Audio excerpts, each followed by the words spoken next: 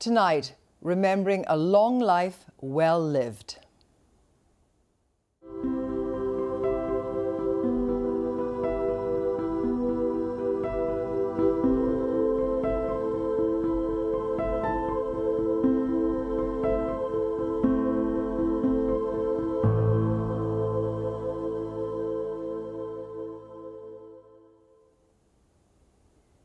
Good evening. Tonight in this special programme, we bring together people who knew His Royal Highness Prince Philip, the Duke of Edinburgh, who died today at the age of 99.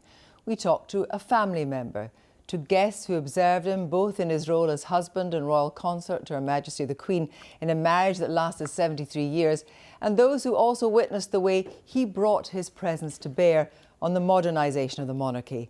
We'll be asking how this hugely enthusiastic and talented man made his mark on British life in 7 decades of public service. All of that to come.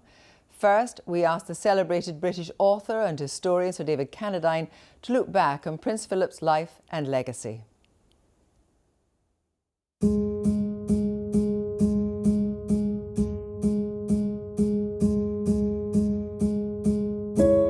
Prince Philip's life spanned 10 decades. Her husband, Philip, Duke of Edinburgh. He was the longest-serving royal consort in our nation's history and the oldest ever spouse of a reigning sovereign. In the name of God. Yet as he aged into his 70s, his 80s and then into his 90s, Prince Philip not only seemed to have become part of the indissoluble order of things, but he also linked us to many earlier worlds, which have by now largely vanished. People often thought of Prince Philip as the bluff, no-nonsense, quintessential Englishman. And here he is in military uniform, the very embodiment of a proud British officer. I can't suddenly change my whole way of doing things. I can't change my interests. I can't change the way in which I react to things. It's part of, that's somebody's style, and it's too bad. Lumpy. By ancestry and birth, he wasn't British at all. His forebears came from Denmark and from Germany. His parents were Princess Alice and Prince Andrew of Greece. And it was into the Greek royal family that Prince Philip was born in 1921. When he wasn't much more than a year old, Prince Philip and his family were forced to leave Greece. He found himself at Gordonston boarding school, funded by some wealthy relatives, while his parents joined the ranks of those many deposed and impoverished royals who were wandering aimlessly around much of Europe during the interwar years. How would you describe yourself? Well, I'm Greek. Well, I was born Greek national, but I was Danish by race. And how do you think of yourself now? I don't. I'm just here. The eyes of the world are centred on Buckingham Palace. Into the dull November morning, 2 greys draw the Irish stagecoach.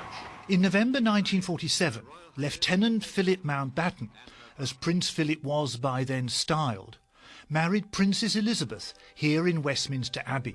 I, Philip. I, Philip. Take thee, Elizabeth Alexandra Mary. Take thee, Elizabeth Alexandra Mary. To my wedded wife. To my wedded wife. For someone of his rootless and impoverished background, it was a brilliant match. Again and again the people called for Elizabeth and Philip. Again and again they joyfully responded. Royalty had married royalty in just the way that had been commonplace before the First World War. But by the time Prince Philip married Princess Elizabeth, it was a throwback to an earlier age that had almost completely vanished. When 2 generations later, Prince William married Kate Middleton, I, Harry, take you, Meghan, and Prince Harry married Meghan Markle. In both cases, one of them was royal, but the other not. And that is now much more the established pattern. On his 90th birthday in 2011, the Queen appointed Prince Philip to the post of Lord High Admiral. But by then, there were not many ships left in the Royal Navy for the Lord High Admiral to command. Younger royals have since followed Prince Philip by taking up military careers. but the British Army and the Royal Navy in which they served were but shadows of the great forces that had existed when he was growing up. And behind them, 5 kings, 5 queens, and 8 princes and princesses. Prince Philip outlived the cosmopolitan world of European royalty in which he was brought up, and also the great power world of British imperial might. Protected by the Royal Navy, in which he sought to make his career. As at sea, you're in a cockle shell in this enormous expanse of the ocean, so that tends to cut you down to size a bit. And now here is the Queen. Instead, he made a profession out of being his wife's husband, as she in turn presided over Britain's imperial downsizing and great power retreat. Underneath the arches. In his later years, anniversary celebrations, such as this one for VE Day, gave Prince Philip the chance to recall the time when he had been an active naval officer and Britain had been a great global power. Is it the 18th we're due back now? 18th, I think. But for the most part, and just like Britain itself, 40 minutes to get round the world.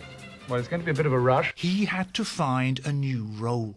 To give young people a chance to discover their own abilities for themselves as an introduction to the responsibilities and interests of the grown-up world, and incidentally, to make new friends and have a great deal of fun and satisfaction in the process. He created the Duke of Edinburgh Award Scheme, became patron of bodies such as the World Wildlife Fund, and served as Chancellor of several universities. It wasn't exactly what he'd been born to, as in the course of his long life, he made the remarkable journey from being a young naval officer who also happened to be Prince Philip of Greece, to becoming Duke of Edinburgh and husband of the Queen. All too often, I fear Prince Philip has had to listen to me speaking. Frequently, we have discussed my intended speech beforehand, and as you will imagine, his views have been expressed in a forthright manner. He is someone who doesn't take easily to compliments, but he has quite simply been my strength and stay all these years. And I and his whole family, and this and many other countries, owe him a debt greater than he would ever claim or we shall ever know.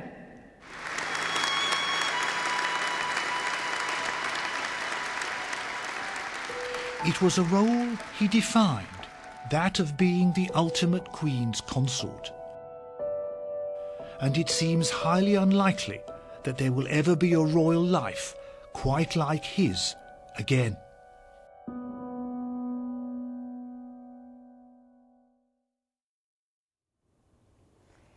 That report from Sir David Cannadine. Well, joining me now is his friend Martin Palmer and India Hicks, a cousin of Prince Philip. Good evening to you both. First of all, India Hicks, your mother, Pamela Hicks, is also a cousin of Prince Philip, so I'd like to offer our condolences today. What has been your mother, Pamela Hicks's abiding memory of Prince Philip today? Kirsty, it's funny, I called her first thing this morning and I said, "How are you feeling?" And she said, emotional. And I said, what would be your sort of defining words about your cousin, Prince Philip? And she said, unique. She said he was a unique man. There will never be anyone like him again. And I think that's very powerful. And tell me, what does your mother talk about the match between the then Princess Elizabeth and Philip? Because she had a ringside seat. She did. And of course, Prince Philip actually grew up with my mother and my aunt because he was rather stateless as a child with a mother who had troubles of her own. And so my grandfather really took Prince Philip under his wing. And in many guest books, actually, he would write of no abode when asked where his address was. But growing up, he was always rather boisterous, she said, and he was always the one who rather instigated the naughty games. One's mind slightly boggles.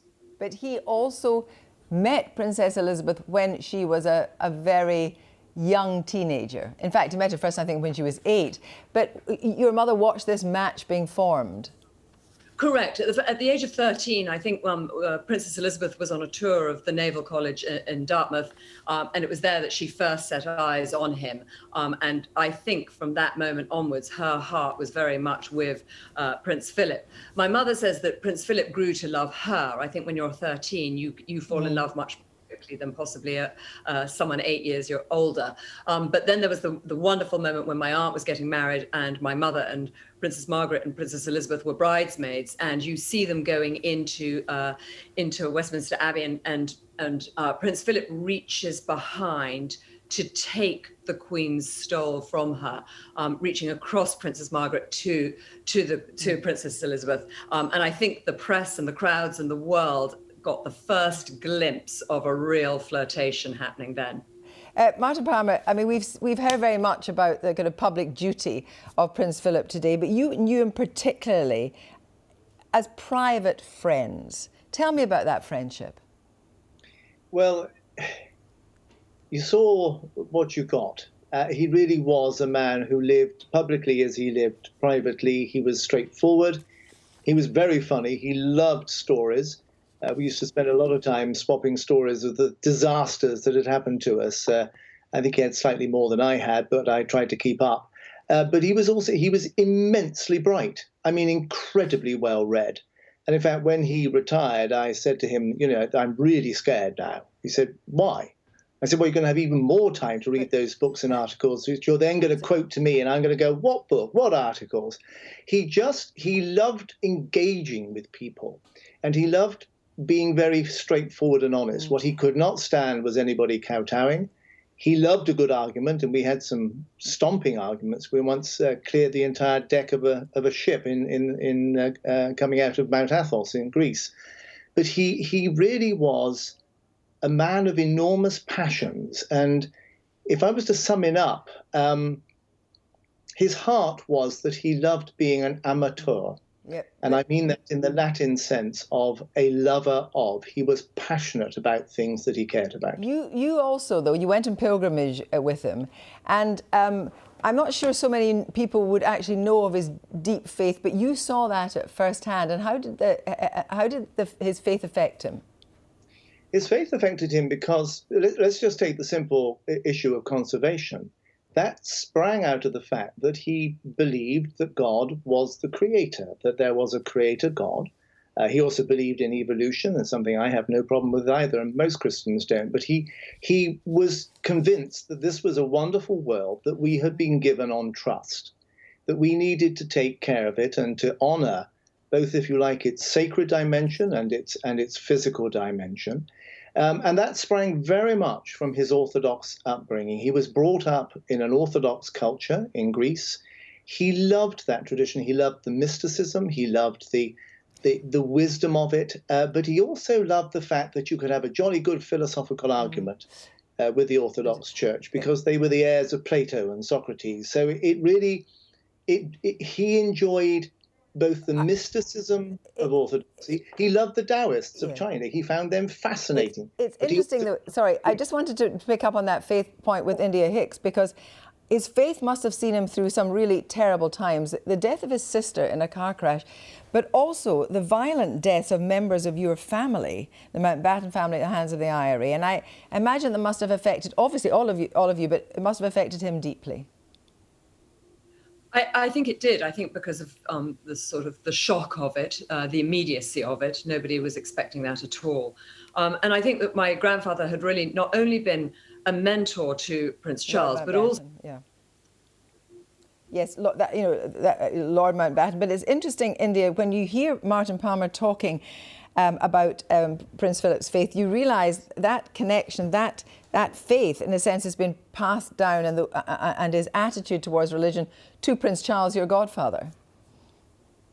Yes, and this is a family that take that very seriously, as we know that the Queen sees herself absolutely as head of the church. She was sworn in a solemn ceremony when she took on the role of our Queen, and she will not step down from that role. But they have this incredible sense of duty and loyalty, and I think that probably comes from a very strong backbone of faith as well.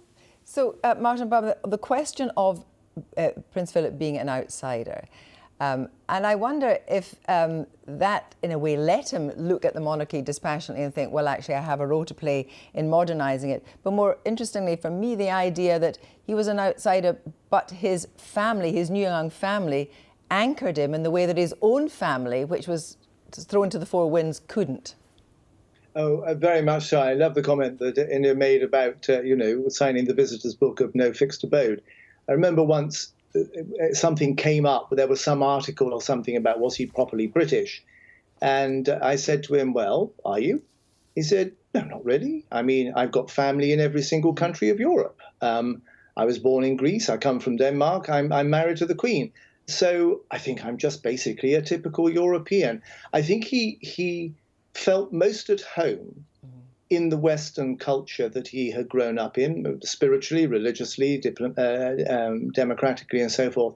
But one of his great passions, one of his great fascinations, was to understand totally different systems. And given where he'd come from, in a sense, I can't think of many people who were able to be rooted in one tradition so firmly.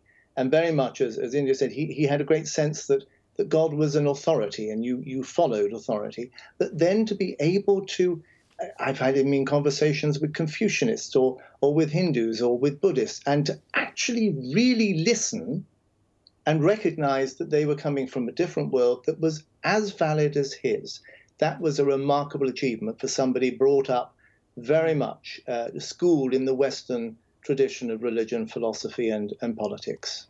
And India Hicks, I wonder how the way that he behaved and his beliefs will help shape, because he must have obviously been very involved in the idea that his own son was going to be king. And I wonder if you can see the way that he shaped Prince Charles.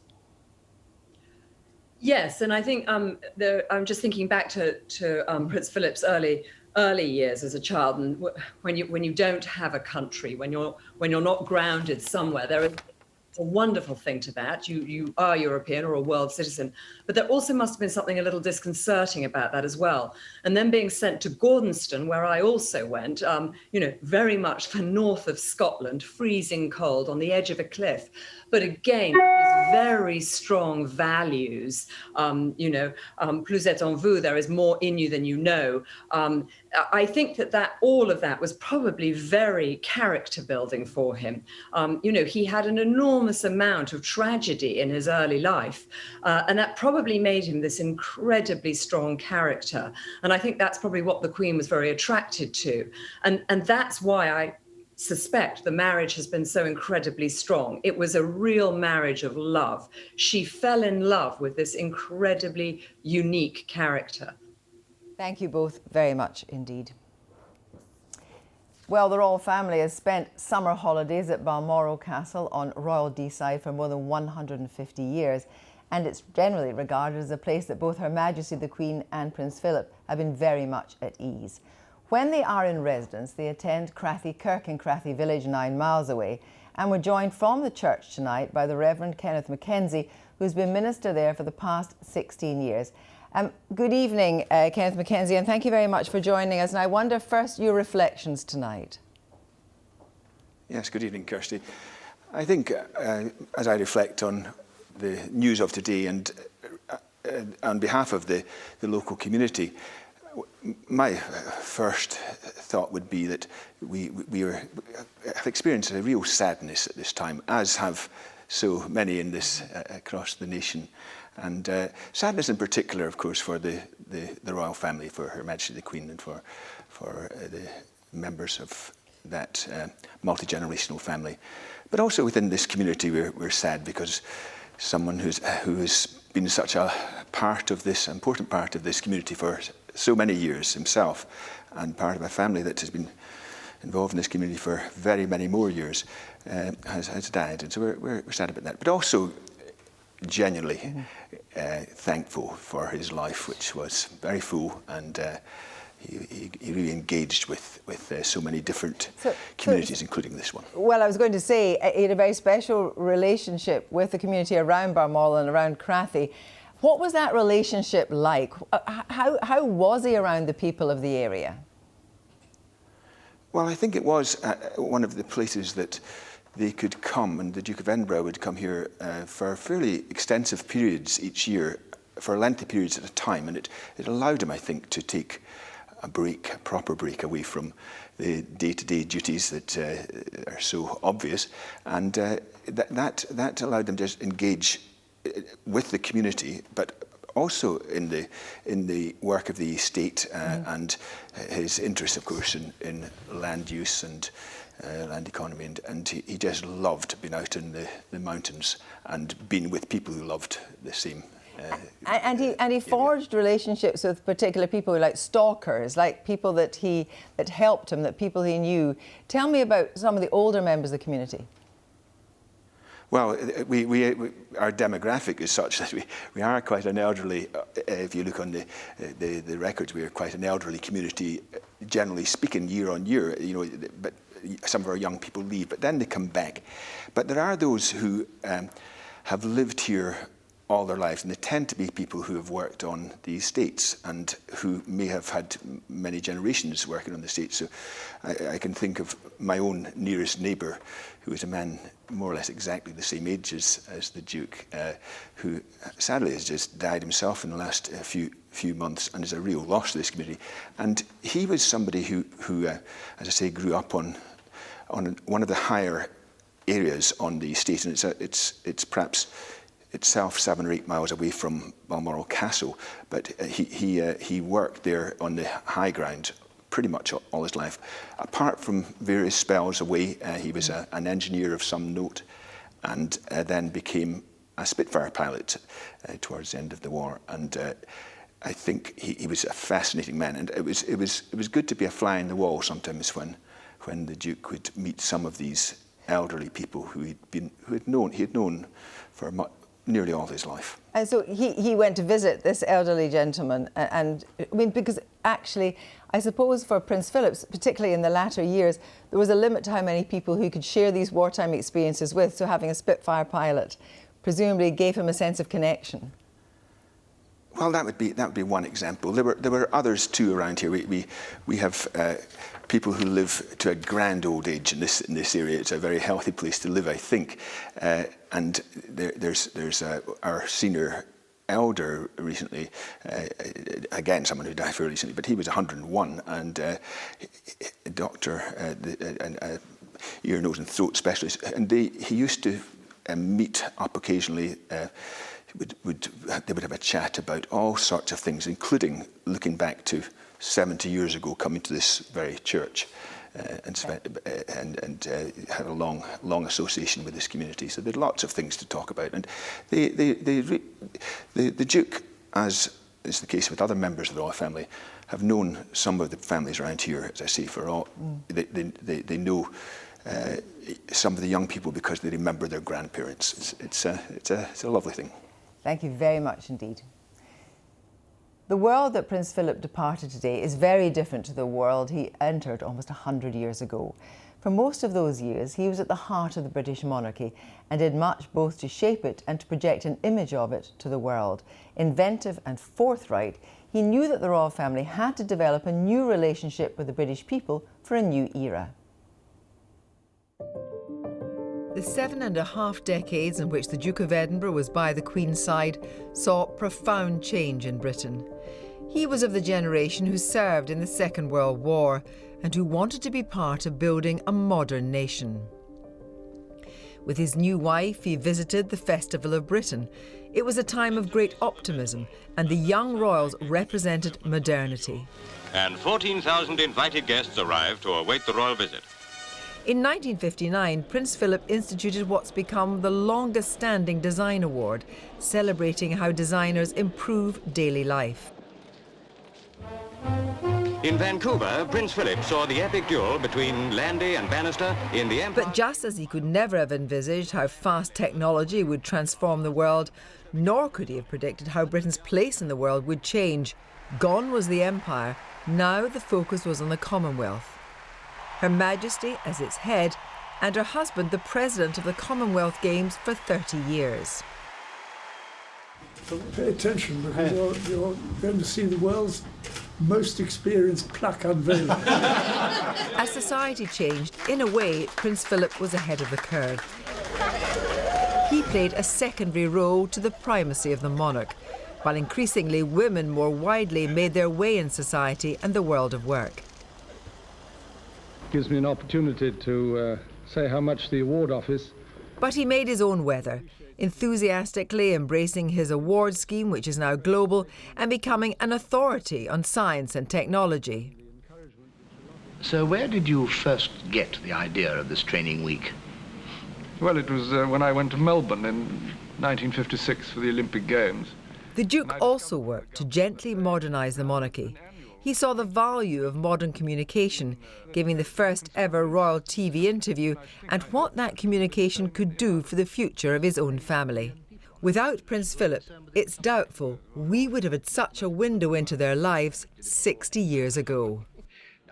In recent decades, the royals, for many perhaps the original celebrities, remained constant as a tidal wave of new stars from music, film and pop culture swept the world.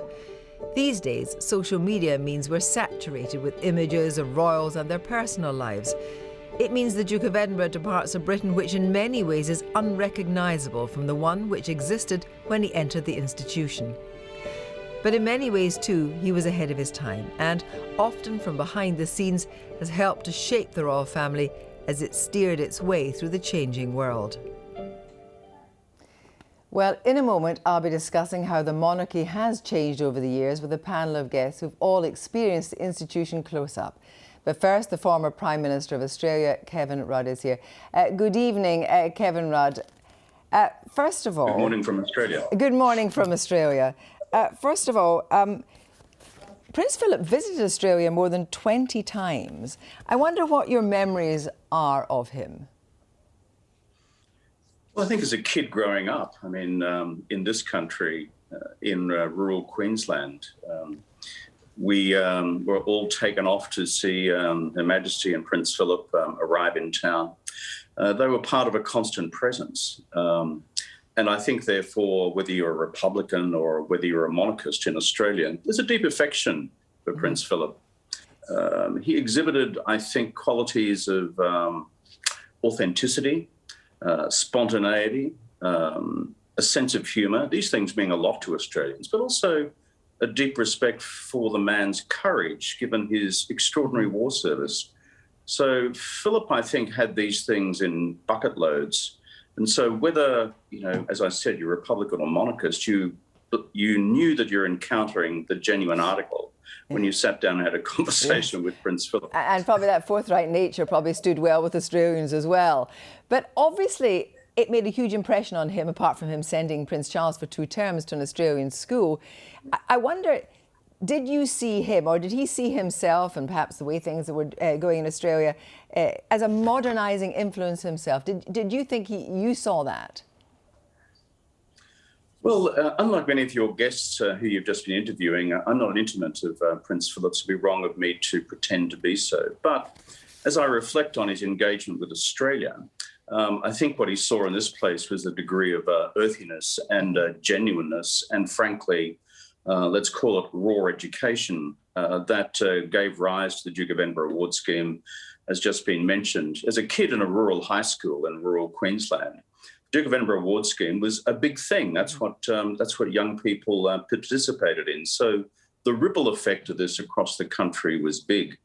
But again, I go back just to one thing, and that is, don't underestimate the impact of Prince Philip's just his sense of humour in dealing with people, ordinary people, dealing with people as prime ministers, where he would constantly take the mickey out of you.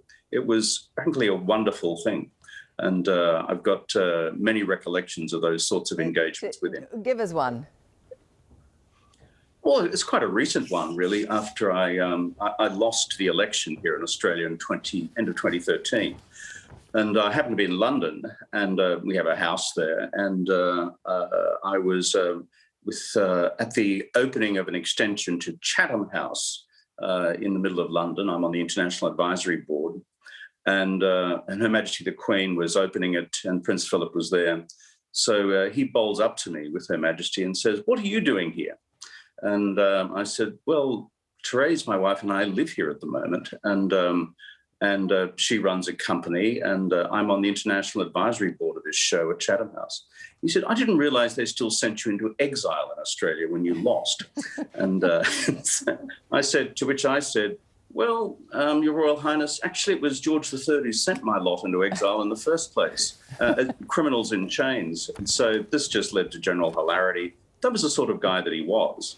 And that's why I think, whatever your political background is, when Australians encountered Prince Philip, they believe they're encountering a real live human being, a bit like them, with all deference to British sentiment.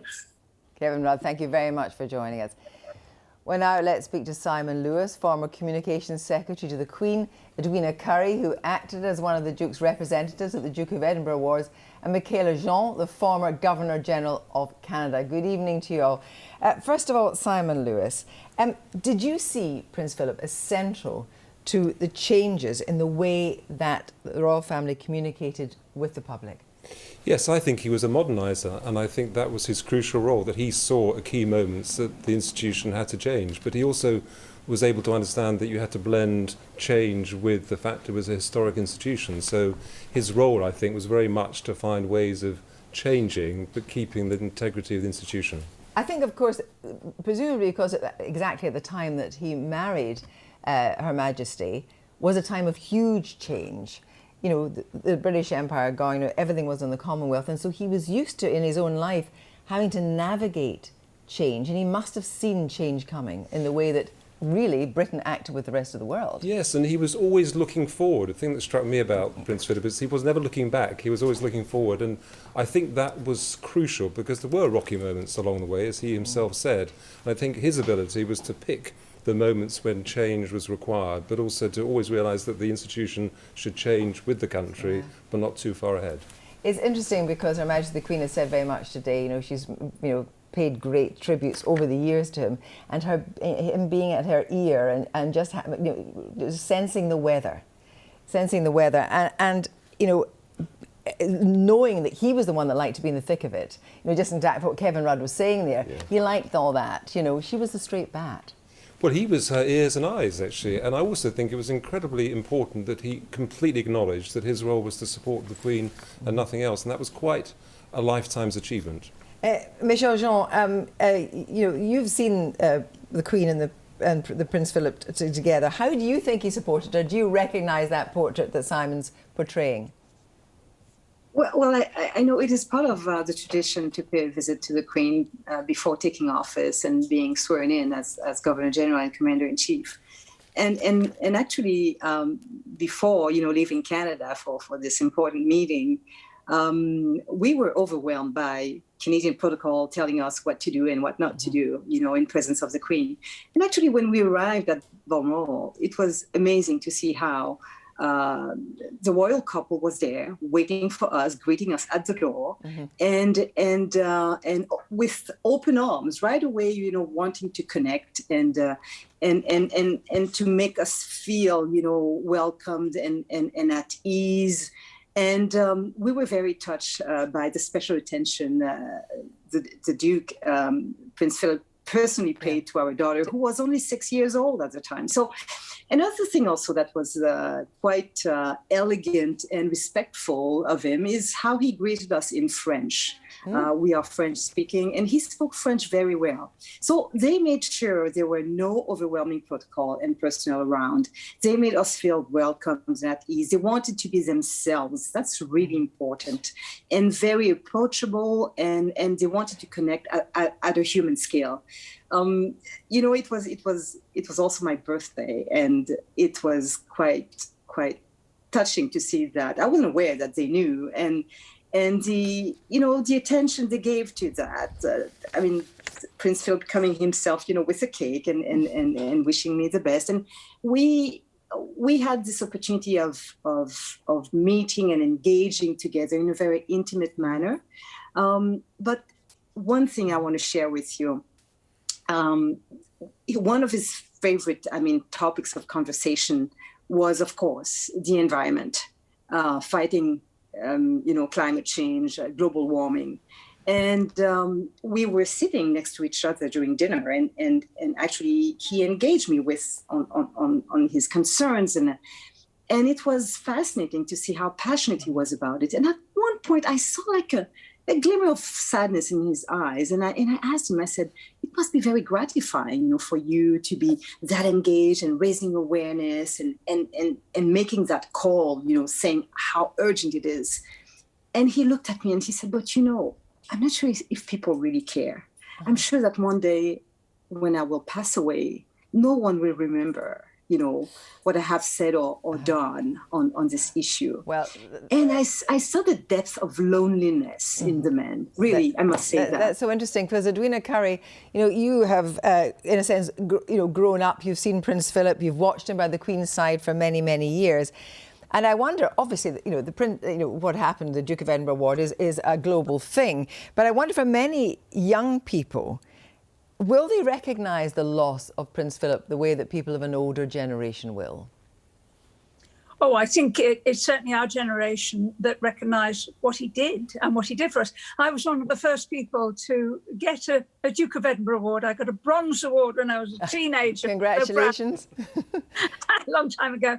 And so when I was asked to be a sort of Duke's assistant, as it were, during the presentation of the awards in more recent years, I jumped at the chance. It wasn't just me, there were quite a lot of us, because there'd be hundreds and hundreds of young people from all over the world with their families in different rooms in St James's Palace. And the Duke by then did not shake hands with hundreds of people because he had arthritis in his hands. And so that was our job. So what he would do is go from room to room and talk to all the young people and make sure that they got photographs with him all afternoon. And in the other rooms, our task was just to keep everybody happy and keep everybody there and paying attention. And on one occasion, he came up to me and he looked at me and he looked a bit puzzled and he said, "Hello, what are you doing here again?"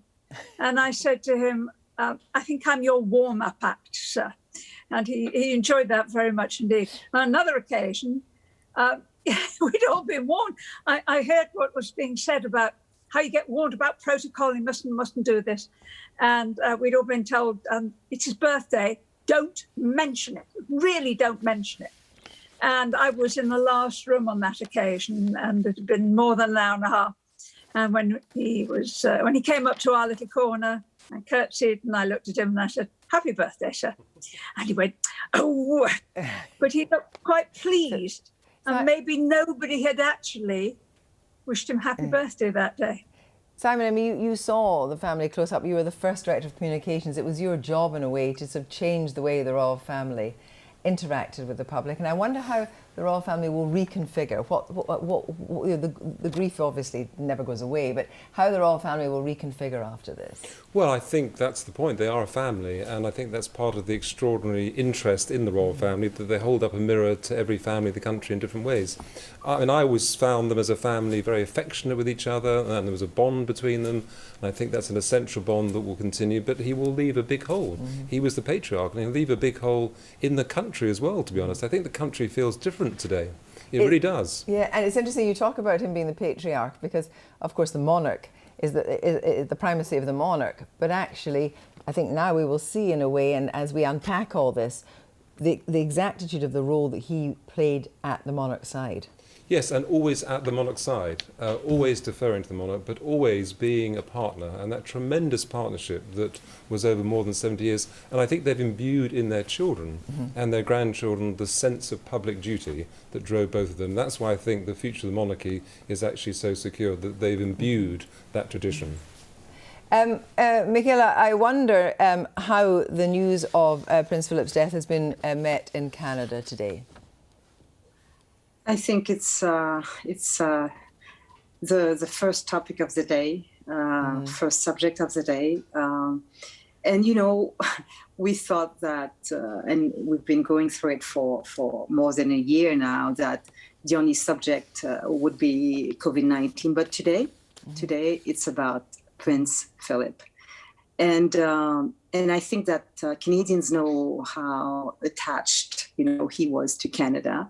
And of course, going back to his concern about the environment, every time he would make sure, that he would continue to encourage even our lawmakers here, of the importance of creating new policies, for the protection of the environment and also to combat, global warming. And I think, I hope that people will remember him for that also, because he was a pioneer. He was the first, international figure and to really raise awareness about this.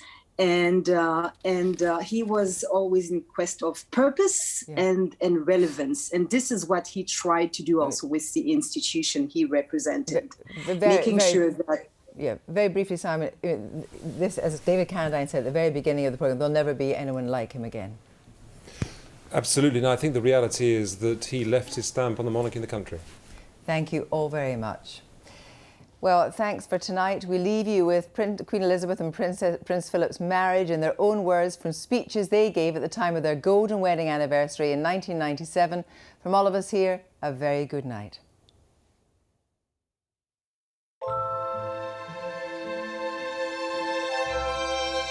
It's been a challenge for us, but by trial and experience, I believe we have achieved a sensible division of labour and a good balance between our individual and joint interests. Of course, after 50 years of experience, I find there's a great temptation to give advice. The trouble is that no two marriages are quite alike. However, I think that the main lesson that we've learned is that tolerance is the one essential ingredient of any happy marriage. It may not be quite so important when things are going well, but it is absolutely vital when things get difficult. And you can take it from me that the Queen has the quality of tolerance and abundance.